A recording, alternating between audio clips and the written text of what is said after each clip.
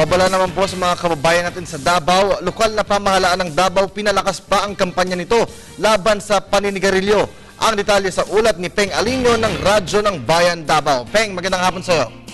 Magandang hapon sa iyo. Nakatuon ang mundo ngayon sa Davao City para sa anti-smoking strategy.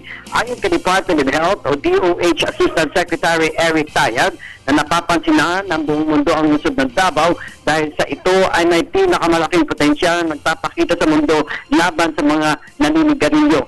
Anyang endgame ay isang sitwasyon kung saan ang paninigarilyo ay talagang natigil na. Ang Davao City ay nagawaran ng Hall of Famer of the Red Orchid Award na ang award na ito ay mga kinikilalang syudad, munisipalidad, ahensya ng pamahalaan at pangkalusugang pasilidad na istriktong ini-implementa ang pagkukontrola ng paninigarilyo.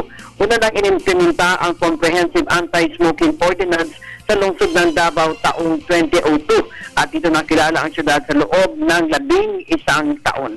Ayon kay Tayag, ang tagumpay ng Davao ay nakasalalay sa political will ng lokal na pamahalaan na anya dito na kung gusto mo ay magagawa mo. Ang hamon ngayon sa lungsod ng Davao na siyang kinilala ng World Health Organization o WHO na maimplementa ang endgame strategy laban sa paninigarilyo. Para sa Telebisyon ng Bayan, Peng Alinio ng Radyo ng Bayan Davao, nag-uulat.